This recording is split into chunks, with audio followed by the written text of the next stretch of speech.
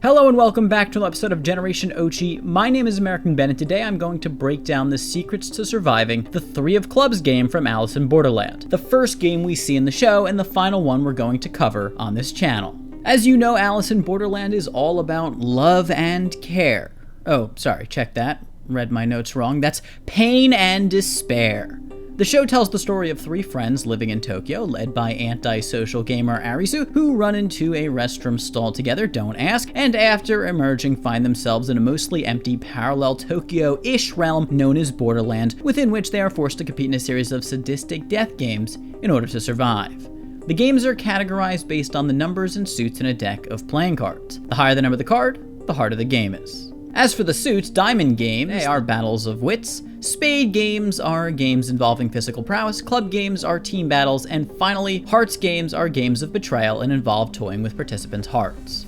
Now, I purposely saved this game for the end of this series of videos breaking down the show's death games, because I wanted to see what it would be like to revisit it after having learned everything we did from all the other games. And indeed, I now understand so much more about this game given the lessons of the other games, all of which are hinted at in it.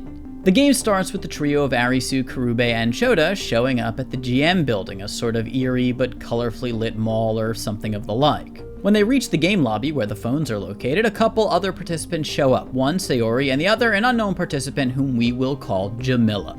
We then find out the name of the Three of the Clubs game, Dead or Alive. The rules sound easy enough. Select the correct door within the stipulated time and leave the building within an overarching time limit. More specifically, there are a series of rooms which the group needs to traverse, each of which has two doors in it, one which says die and has a cute little skeleton on it, and another which reads live and has a demonic angel on it. Each room has a time limit within which the group must figure out which door to go through, and that time limit decreases by 10 seconds in each successive room, save for the last one, which goes down by 50 seconds, which provides for some real fun, of course. If any of the participants go through the wrong door, then they will be shot by a sky laser, and if they fail to enter through a door in time, then they will burn to death in a burst of flames which erupt from the floor. So this game is nothing but a real good time, and here's how they solve it. And by the way, if you're not good at puzzle games or math, as I've seen some people comment on previous videos, don't worry, neither am I. As a matter of fact, if other people weren't already doing math, I wouldn't think it was possible. That said, when I sit down and slowly work through a game, I can eventually come to understand the mathematical aspects. Anyway, I offer you the solution before we delve into themes and meanings. The group takes an elevator from the lobby up to the game floor. There they enter the first room, which has a time limit of 2 minutes. They figure out the correct door in this room because Jamila gets frustrated and runs through the live door and lives happily ever after. Just kidding, she gets brutally murked by a laser.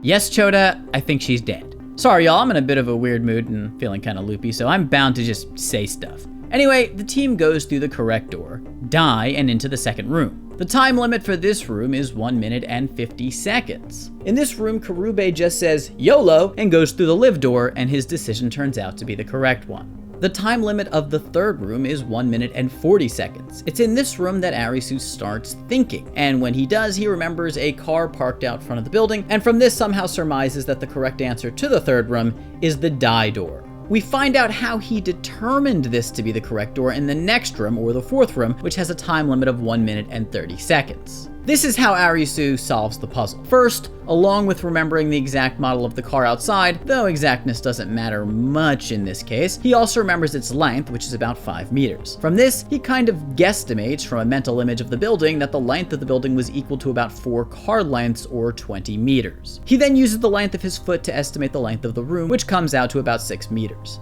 He then recalls the floor map, which was next to the elevator leading up to the game area, and is able to determine that the building is a square, meaning each side is 20 meters. Thus, he can now estimate that only 3 rooms can fit on any side of the building, as 6 into 20 is 3 and some change. And thus, assuming that each room is a square, which maybe is a mistake, he can now predict that the entire floor has 9 rooms. Arisu then draws out a map of the floor and retraces their previous steps in order to predict which direction they should move in next, along with which door to choose based on the direction it's in. He's able to eliminate certain doors on this map because they already know a few of them are wrong, and others would presumably lead off the side of the building. He eventually determines that the next correct door is die.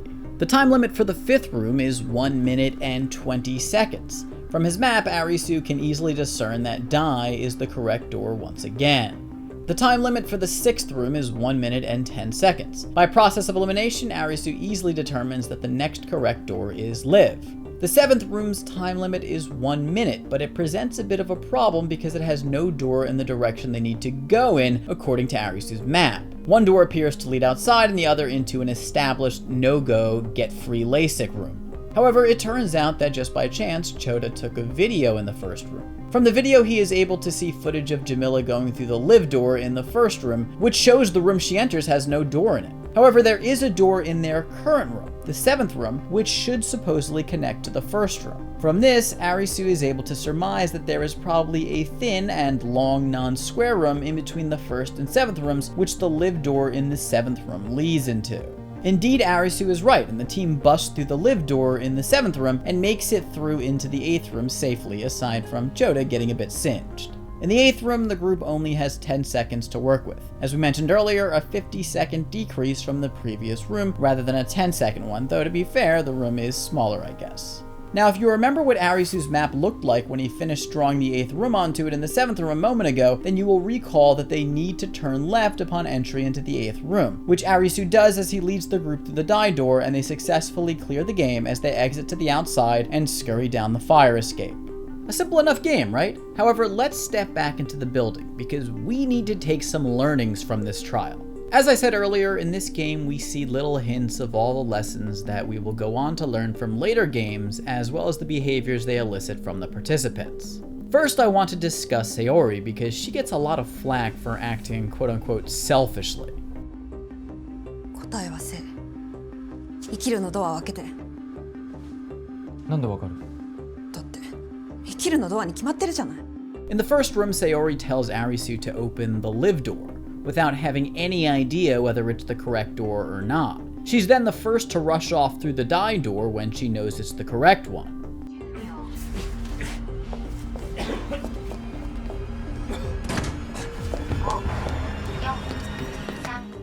She seems highly self-interested and eager to live even at the expense of the others. But I mean, so what? Can we blame her? She doesn't know these people. Why should she value their lives over hers? Of course, there is the issue of Jamila. In the next room, the other group members confront Saori about her actions in the previous room and blame her for pressuring Jamila into going through the wrong door. マジで死んだ。これ何なんだよ。さっきの子、あんたが殺した。でも今生きてるのは私のおかげだよね First off, I must note, Jamila kind of ran through the door in a bit of a hysterical furor. Saori didn't push her through. However, this is a less important point. What we need to realize looking back on this game from the end of the series is that at this point, Saori has already been in Borderland for 3 days and has already completed a game. ここに来たのが3日前でみんなと同じようにわけわかんないままゲームに参加して私以外全員死んだ And that game didn't exactly go well. It's easy to call her selfish and to demean her character, but I think she just understands the nature of the games at this point better than the others. She knows that winning doesn't necessarily mean everyone must live or that everyone can live. きっとこれは制限時間内に犠牲者を選ぶゲームよ犠牲者 Perhaps this is what makes her act so rashly from the get-go in the Seven of Hearts game later. She knows there may not be an option that allows for everyone to live, and thus she better get moving so she's not the odd person out. At the beginning of this first game, Arisu, Kurube, and Chota, especially as it's their first game, attempt to project their normative assumptions about rules and fairness onto the game. 次も死ぬか死ぬと来たら次は生きるだな連続で死ぬはねえだろ They accept the game as legitimate and play it as if its rules are designed to help them beat it with everyone intact. Of course, if you've seen the videos we've done on other games, then you know that the participants must not assume anything about the games except for that the rules are honest. They must not think like a player. They must think like a game master whose goal is not necessarily to keep everyone safe.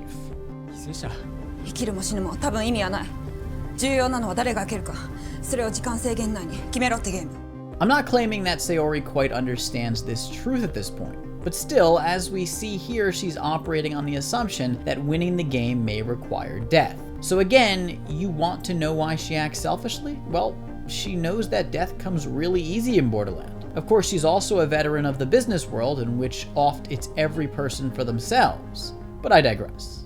Additionally, it's easy for Arisu, Karube, and Chota to look out for one another. They're best of friends. Saori has no friends in this world, which brings me to my next point about this game. If you've seen other videos we've done on Alice in Borderland death games, then you know the importance of having friends with you in Borderland. Friends can help you in the games, keep your spirits up, and sacrifice their lives for you, which is a major advantage in the games as well as outside of them. Well, in Dead or Alive, we see the first examples of how friends are a boon to each other. When Arisu gets fed up and is about to open a door in the second room on a guess, Karube stops him and warns him not to be pushed into doing something stupid by Saori. アリスやめとけ、挑発に乗んな。開けてやるや。 This of course makes us think of Jamila, who has no friends there to stop her from impulsively running through a random door due to Saori's prodding, and thus she does and dies. Karube also demonstrates in this game that he is willing to sacrifice himself for his friends as he takes a chance and goes through a door in the second room. If he doesn't do this, perhaps everyone dies, and we get no further Alice in Borderland episodes. Thus, again, we see the power of friendship at play. Now, if you followed our video series on Alice in Borderland, then by now you should know exactly why Dead or Alive's difficulty is only a 3. First, 3 of the 5 participants are friends who care about each other, keep each other's heads up, and are willing to sacrifice for each other. This means that at least one of them stands a good chance to survive the game. Additionally, Arisu is really good at puzzles, and thus, because he's in this game, a team puzzle game, it has a low difficulty level. I know that some people claim that the low difficulty level is actually due to the fact that the game could have been easily solved by slipping the paper under the doors to see if the laser would have shot it, but I see no reason to believe that this method would have worked. The sky lasers are purposefully targeted at participants throughout the series, and I doubt that a paper would have triggered them, though I don't know this for sure. But again, I digress. In summation, Arisu is great at puzzles, and he has his friends in the game, and this combination results in a fairly easy solve. ゲームには必ず答えがあるってお前いつも言ってんだろ。こんなのゲームじゃねえ。お前ならわかる。俺がいくら考えてもわかんねえパズルゲームいつも解いてんだろ。Without his friends in this game, perhaps Arisu falls into despair and never puts his critical thinking skills to the test. However, thankfully, Karube is there to motivate Arisu to get himself together and solve the puzzle. これはゲームなんかじゃねえ。運しかねえ。アリス、考えろ。ヒントあるかもしんねえ。 However, I did just mention despair, so I have to move on to my next point, which is despair. Yes, we see early signs of the type of despair that Borderland engenders in people in this first game. As we've brought up a few times already, Jamila gives in to despair in the first room and runs through the wrong door to her death. She's seemingly nice, sensitive, and innocent, and it's people like her who are oft the first to suffer the pangs of despair and the brutal surroundings that Borderland offers. We also see Karube lose his cool a bit amidst the abominable situation he and his friends have been thrust into. Chota vomits, and Arisu begins to fall into a sorry state before Karube picks him up from it.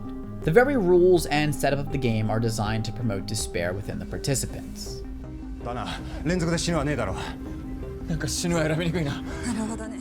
Forcing the participants to choose to go through doors that say die on them is a rather torturous ploy. This is so Game Master-esque. The Game Masters don't betray their rules by doing this, but they make the participants suffer by forcing them to pick death in order to live. This, of course, is a clear foreshadowing of death games and other events in Borderland to come. And then, of course, it's very symbolic that there's no break between rooms. They go from one dangerous situation into the next. This dynamic isn't only true for this game, it's reflective of how there is no escape from the brutality of life, but death.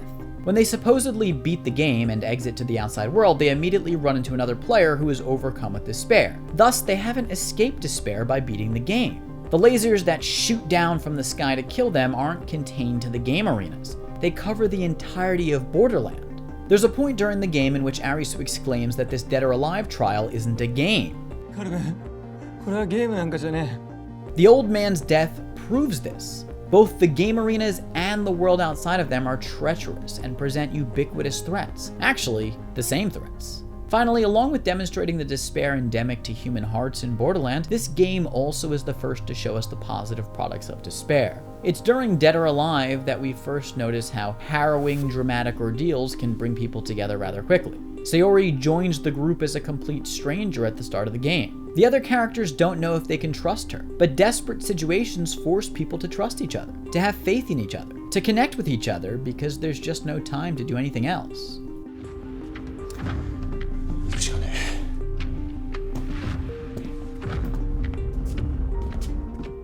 Maybe it's a bit of a stretch to call these positive products. I suppose it depends on everyone's personal perspective of positive and negative, but to me, there's something rather beautiful about how at the end of the game, Saori walks away with Arisu, Chota, and Karube as if she's known them for years. I can almost sense their closeness in this moment. And that's what the daunting trials of the human condition, pain, struggle, brutality, and so on, can beget.